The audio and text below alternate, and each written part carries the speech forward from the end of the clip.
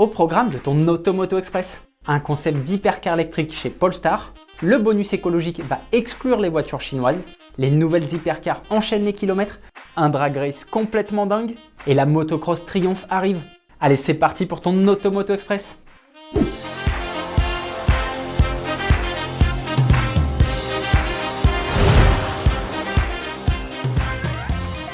La star du jour, c'est le concept d'hypercar électrique signé Polestar. Au salon de Munich, le constructeur automobile sino-suédois a présenté Synergy, un concept car de monoplace 100% électrique. Comme tu peux le voir, il n'a rien à voir avec le reste de la gamme et c'est tout à fait normal. Depuis plusieurs années, Polestar organise un concours de design. Le cahier des charges de l'édition 2023, imaginez un véhicule axé sur la performance. Sur les 600 projets reçus, la firme en a retenu 3, 2 pour l'extérieur et 1 pour l'intérieur. Le concept Synergy est donc le fruit d'une collaboration entre les gagnants et l'équipe de design de Polestar. Et le résultat est franchement pas mal du tout. J'ai un peu l'impression de voir un prototype des 24 heures du Mans, mais homologué route. Polestar n'a malheureusement donné aucune info sur les caractéristiques techniques, ni sur une potentielle production en série.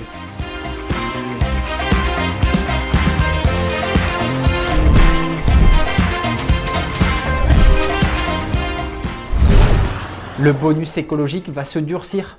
Il y a quelques mois, le président de la République avait souhaité la mise en place d'un bonus écologique qui prenne en compte l'empreinte carbone de la production de véhicules. La ministre de la Transition énergétique en a dit un peu plus à ce sujet hier aux 20h de TF1. Et les conditions vont beaucoup changer. Les voitures électriques produites en Chine, comme la Dacia Spring ou celle badgée MG, ne seront plus éligibles au bonus. Leur prix final va donc augmenter de 5 000 € minimum. Les Tesla, qui sont pour le moment majoritairement produites en Chine, devraient encore avoir droit au bonus pour celles qui seront produites dans l'usine européenne de Berlin. Une manœuvre protectionniste assumée de la part du gouvernement pour favoriser les voitures électriques produites en Europe et plus particulièrement en France, là où ils sont fabriqués à base d'une électricité neutre en carbone. Le montant du bonus, qui est actuellement de 5 ou 7 000 € selon les revenus, va également augmenter. C'est ce qu'a déclaré la ministre de la Transition énergétique, Agnès Pannier-Runacher. Le montant exact sera connu fin 2023, tout comme la liste de toutes les voitures éligibles. C'est forcément le sujet de la question du jour. Es-tu favorable à la suppression du bonus pour les voitures fabriquées en Chine? Dis-nous tout en commentaire. Les hypercars enchaînent les kilomètres. Toutes les équipes engagées en WEC, le championnat du monde d'endurance, sont en ce moment au Japon pour les 6 heures de Fuji, l'avant-dernière course de la saison. Mais celles qui vont débarquer en 2024 ne se tournent pas les pouces. Elles enchaînent les kilomètres. Le but, mieux comprendre la voiture et collecter des données avant le premier rendez-vous, les 1812 km du Qatar prévus en mars. On a déjà parlé d'Alpine et son A424 qui a parcouru un peu plus de 1000 km en 3 jours sur le Paul Ricard, mais la firme française n'était pas seule. Lamborghini et son SC63, vêtu de sa livrée définitive, avaient également choisi le circuit français pour effectuer des tests. De son côté, BMW était en Belgique sur le mythique tracé de Spa-Francorchamps avec la M-Hybrid V8.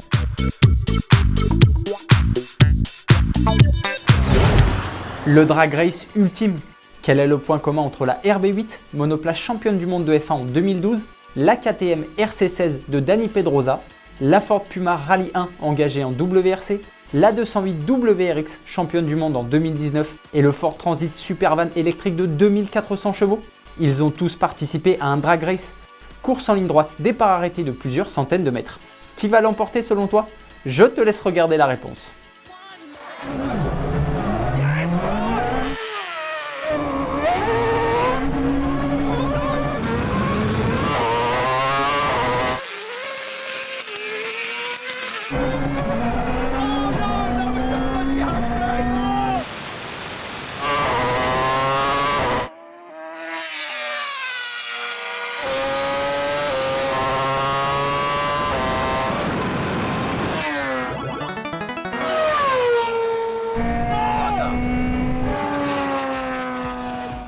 Et c'est la KTM RC16 et son incroyable rapport poids-puissance, 270 chevaux pour 157 kg. La motocross triomphe arrive bientôt.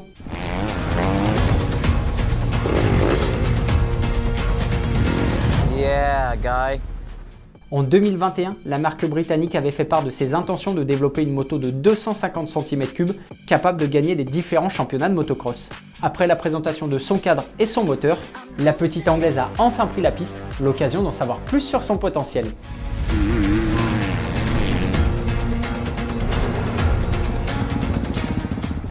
À son guidon, on retrouve le pilote Ricky Carmichael, 10 fois champion de l'AMA Motocross, un championnat américain, et Evan Ferry, star du motocross amateur, qui a d'ailleurs déclaré avoir trouvé quelque chose de spécial avec le cadre et de ne pas avoir déjà ressenti quelque chose de similaire sur une moto. On attend maintenant de l'essayer pour confirmer.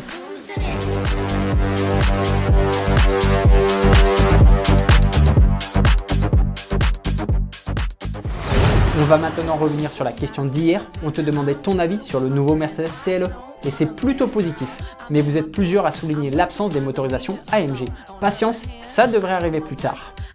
Dernière chose avant de se quitter, Automoto a rencontré Mr V et Theo Juice avant le Grand Prix Explorer 2. Au programme, retrouvailles avec la Panda de Mr V et cours de pilotage avec Bruce Joigny. Fonce regarder la vidéo, tu vas passer un très bon moment. Le lien est dans la description. Automoto Express, c'est fini pour aujourd'hui. On se retrouve demain pour un nouveau numéro. Bonne soirée, allez ciao!